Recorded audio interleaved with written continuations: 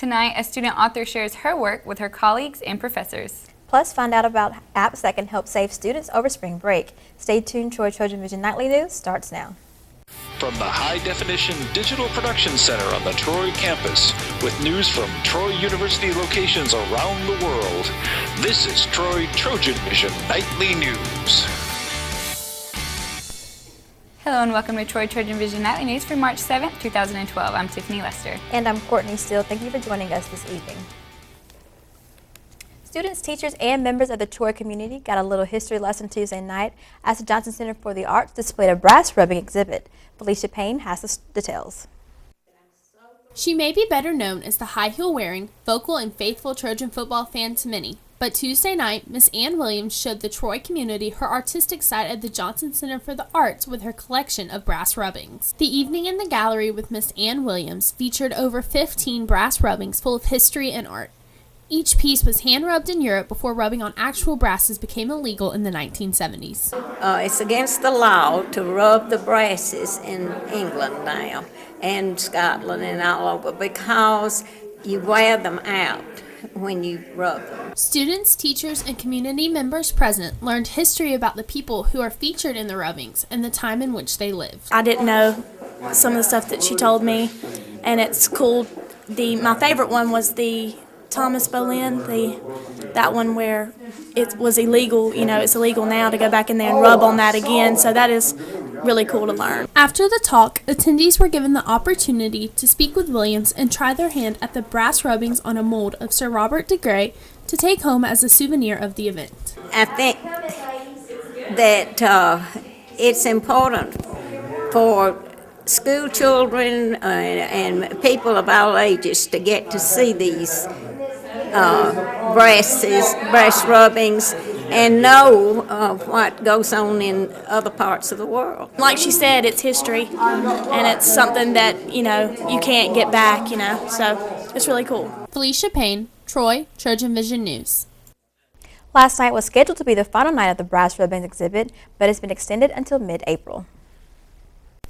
And English forums at Troy University are usually designed for students to come listen to their professors and other established professionals lecture about specific topics. But Tuesday afternoon, students were able to hear from one of their own about her view of life through her poetic works. Joey Hudson has the story. A dream was realized Tuesday as Troy student Danielle Wallace read excerpts from her new book of poetry, Her Poetic Cinema of Life. The book has been in the works since Danielle was just a teenager. I was 13 years old when I started writing. Everything that I wrote, I kept to myself. I didn't give to anybody else, and until now, that's when everybody's had a chance to see all of my work.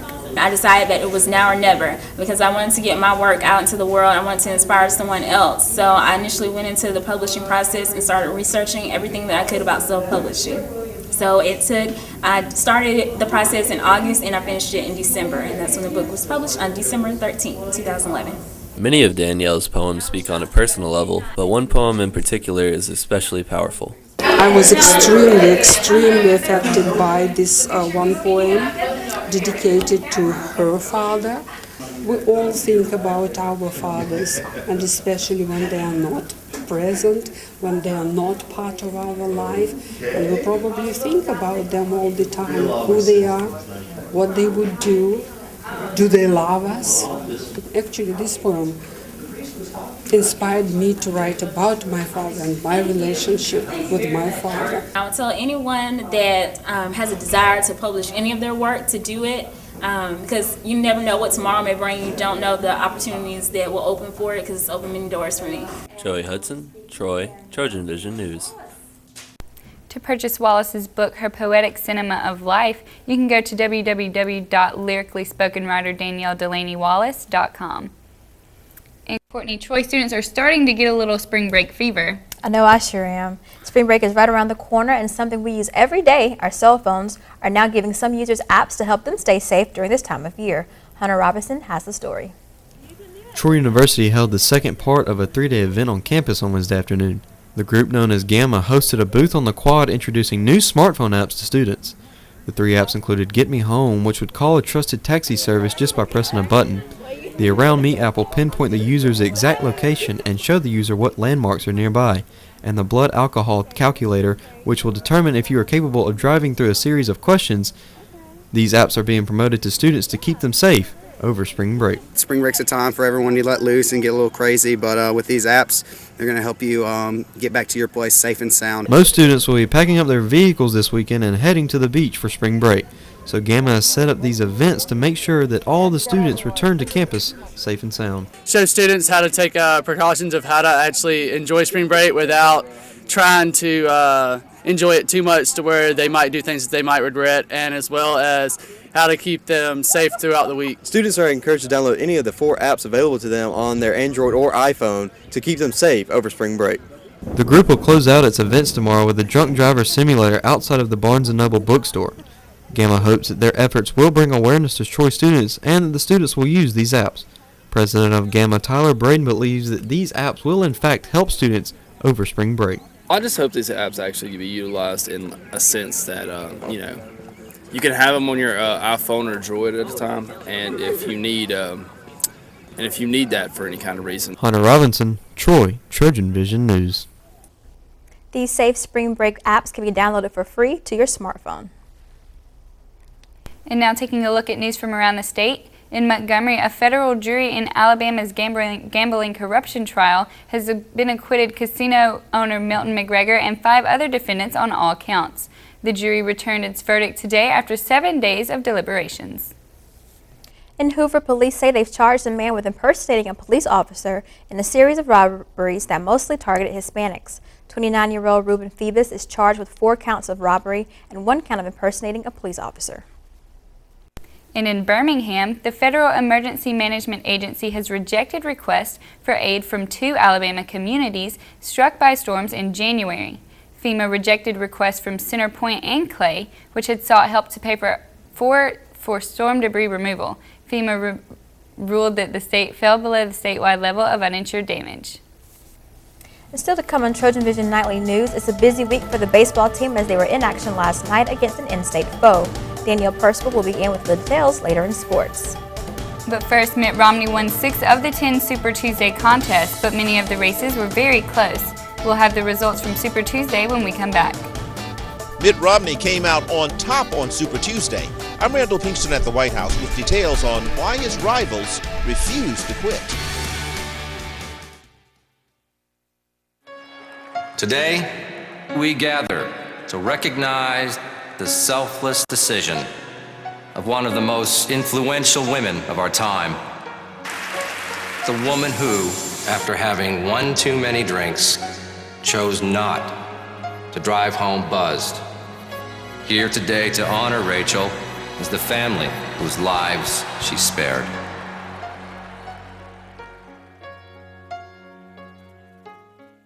The first must-have app of 2012 is here.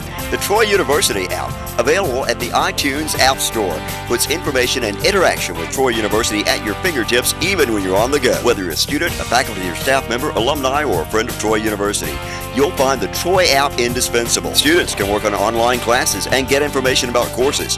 Plus, there are campus maps, a staff directory with email and phone numbers, information about athletics, news, and much more. Get it today. The Troy University app for iPhone, iPad, and iPod Touch. From the high-definition digital production studios of Troy University, you're watching the award-winning TrojanVision Nightly News. And now for a look at what's happening across the nation and around the world, we go to Tiffany Lester at the Global News Desk. Tiffany? Thanks, Courtney. Mitt Romney's top advisors say that math shows their candidate will win the GOP nomination, but Romney's rivals say they're not going anywhere. Fighting for his re-election, President Obama hit the road today to talk energy. And Randall Pinkston reports from the White House. Mitt Romney's campaign insists Tuesday's victories mean he will be the last man standing at the end of the Republican primaries. We're doing some counting. We're counting up the delegates for the convention, and it looks good. And we're counting down the days until November, and that looks even better. Romney won 6 of the 10 Super Tuesday contests, but Rick Santorum is challenging his strength. Santorum finished a close second in Ohio and won 3 states outright. We've won races all over this country against the odds. When they thought, oh, okay, he's finally finished. We keep coming back. Santorum's team says the former senator would be in a much stronger position with all the conservative voters behind him if Newt Gingrich quit the race. The former speaker says, no deal. And we are staying in this race because I believe that it's going to be impossible for a moderate to win the general election. Campaigning in Alabama, Gingrich pushed his plan to lower gasoline prices. On the road in North Carolina, President Obama called those phony election year promises. There are no quick fixes to this problem, but listening to them, you think there were. Campaign advisors say they're using the drawn-out GOP primary as a time to build a team that can return the president to the White House for a second term. Randall Pinkston, CBS News, the White House. Prosecutors in Norway have charged the gunman who admitted to killing 77 people in a shocking rampage last summer. But officials say it's unlikely the right-wing extremists will go to prison. Tina Kraus reports from London. Prosecutors laid out terror and murder charges against confessed killer Anders Behring Breivik. His lawyers visited him in prison to present their client with the indictment. They say he remained calm and polite as he heard the charges. The 33-year-old appeared in court last month, showing his handcuffs to reporters and denying criminal guilt for committing the country's worst massacre since World War II. Breivik disguised himself as a police officer last July to carry out a bombing and shooting spree that killed 77 people. He killed 8 people in a bomb attack on a government building in Oslo, then opened fire at a summer camp on Utoya Island. Many victims hid behind walls or played dead as Breivik gunned down 69 people, many of them teenagers. Breivik says his targets were traitors with immigrant-friendly attitudes that could lead to a Muslim invasion of Europe. The charges carry a maximum 21-year sentence, but prosecutors say Breivik probably won't go to prison because doctors say he was psychotic at the time of the attacks. A second mental exam is now underway before Breivik goes on trial next month. Tina Kraus, CBS News. And that wraps things up from the Global News Desk. To see more stories from across the country and around the world, including information about a breath-holding spell that affects toddlers, you can tune into Trojan Vision Global News right after the nightly news. Now, back to you, Courtney. Thanks, Danielle, and now thanks to Tiffany, and now Danielle Purcell joins with a look at sports. So, Danielle, I know that the Trojan baseball team was at home facing an in-state rival. Well, that's right, Courtney. They were taking on the UAB Blazers. Probably not the result that Trojan fans were looking for. However, earlier in the day, there was something to celebrate. With Troy University athletics, there's usually something that's happening that's worth celebrating, from victories to Player of the Week awards, even conference championships. But Tuesday afternoon, the university took time to honor a few special individuals. As we continue to celebrate the 125th anniversary of Troy University, it's my pleasure to announce, on behalf of the Troy University Hall of Fame Committee, our first Troy University Athletic Hall of Fame class. 11 former and current Troy University student athletes, coaches, and administrators have been selected in the inaugural Hall of Fame class for their contributions to the university's athletic programs. The class consists of 6 individuals involved with the football program, including the first ever head coach for Troy, Virgil Parks McKinley, current head coach Larry Blakeney, former assistant head coach and quarterback of the 84 and 87 championship teams Mike Turk, former defensive star and current Dallas Cowboy DeMarcus Ware, and 2 members associated with the 68 national championship team, head coach Billy Atkins and quarterback Sim Bird. The other 7 individuals each are the lone representatives of their respective programs. Chase Riddle, the all-time winningest coach in Troy baseball history and coach of the 86 and 87 national championship teams. Don Maestri, current head basketball coach who has been with the program 30 years. Denise Monroe, who is the all-time leading scorer in Troy women's basketball history with over 2,000 points. Charles Oliver, who was a national champion as an athlete, coach, and an administrator in track, and Ralph Adams, who was president of Troy State University for 25 years, from 64 through 89. For the 2 current head coaches, they both agreed this recognition honors more than just 11 people. Certainly, my thanks would have to go to all those guys that we've been able to sign here and bring here and to play the game of football. For me, the coaching part you really are the representative, in my case, of 30 years of players and coaches. So the Hall of Fame, all of those guys are part of this honor. The individuals that were selected to the Hall of Fame will be inducted at a ceremony on August 10th in the new Trojan Arena. UAB scored five in the first 6 innings and took advantage of 5 Troy errors to defeat the Trojans 9-7 Tuesday night in non-conference action at Riddle Pace Field. UAB jumped out to a 5-0 lead with 2 runs in the first and 3 runs in the second. The Trojans tied things up in the 5th at 6-all, but UAB took the lead from there and never surrendered it.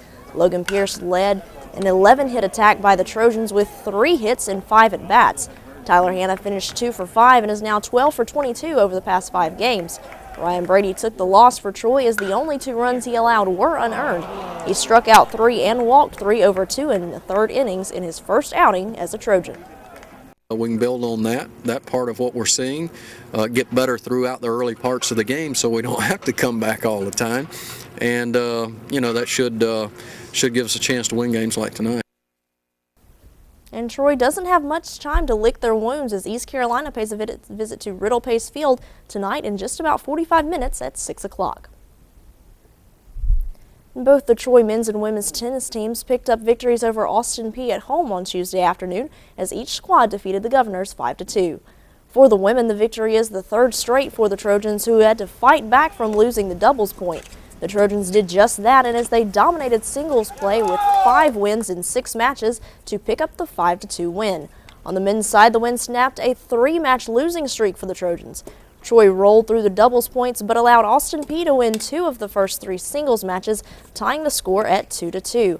However, Troy picked up wins in the remaining 3 matches to take the 5-2 decision. And both squads now travel to Jacksonville, Florida for weekend action. The men will kick things off with a neutral court match against Eastern Kentucky on Thursday, and both the men and women will then play at North Florida on Saturday and Jacksonville on Sunday. So the baseball team wasn't able to get the result they probably wanted from the UAB game last night. Hopefully they can do a little bit better against another Conference USA opponent tonight in East Carolina. And congratulations to those 11 members of the new Trojan Athletics Hall of Fame. Just an awesome honor for them. Exactly. What an honor that is. Absolutely. Thank you, Danielle. Thank you. And still to come on TrojanVision Nightly News, find out how Troy University professors' research is helping with tornado efforts. Aaron Taylor will have more in today's Trojan Talk. Plus, those warm temperatures are creeping in, and today was an exceptionally beautiful day. Rika, can you tell us how long this good weather is going to last? We did have a beautiful day today with those exceptional temperatures, and it looks like these conditions may be here to stay. I'll have more coming up next in weather.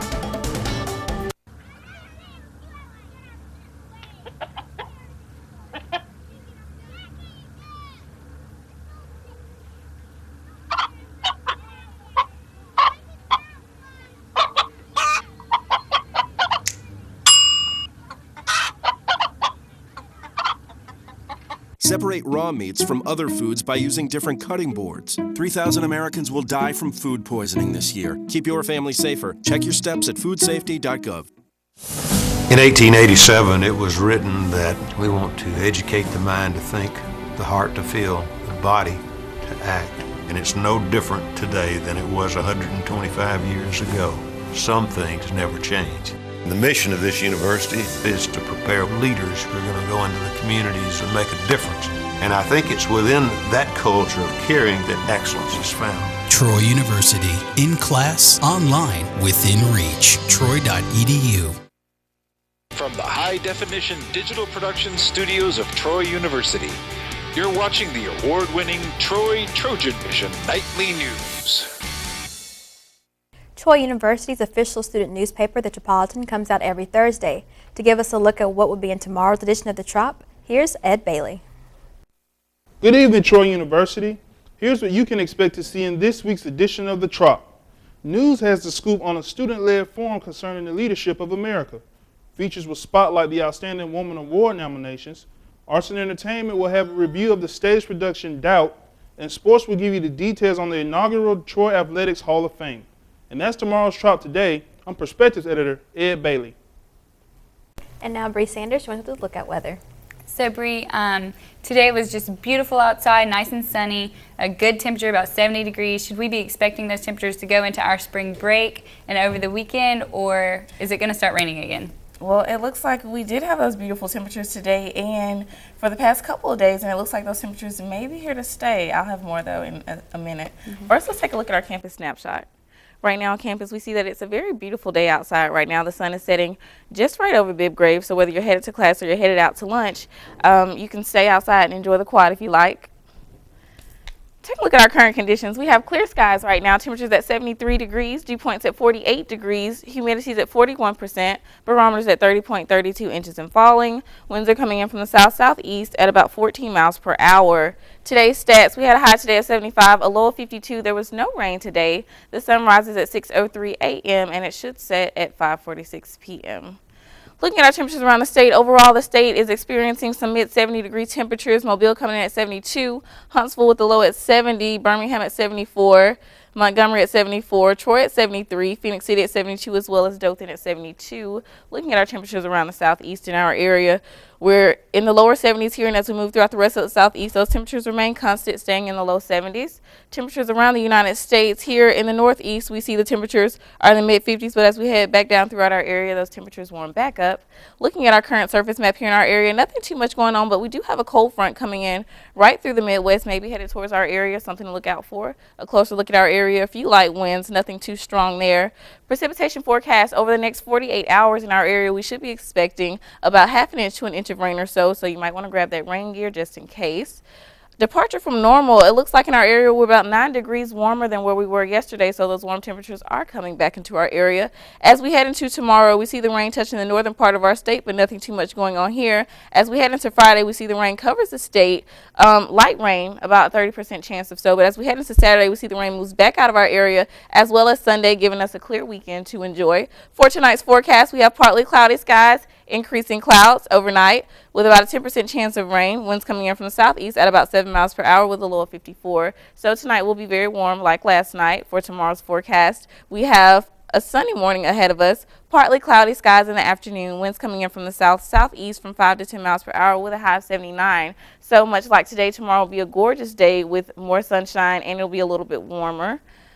Class outlook for tomorrow at about 7 a.m. it should be about 58 degrees, and as we head throughout the rest of the day, it gets to 66, 75, and around 3 p.m. it gets to the highest at about 77, so you can enjoy your time outside if you like. Looking at our 4-day forecast, as we head into tomorrow, the high gets to 79, low at 57. Moving into Friday, the high gets to 76 with a low of 57. Saturday, the high drops down to 72 with about a 30% chance of rain there with a low of 57, and Sunday, that high gets to 70. So, Tiffany, you asked about the temperatures for spring break. Well, it looks like throughout the rest of the week, we should stay warm for our temperatures. A little bit of rain, but nothing too much to worry about. But hey, maybe next week those warm temperatures will stick around. I hope so. It'll be sad for all those beachgoers to Florida for the rain to just be in their area for the whole week. Definitely. All right, thank you.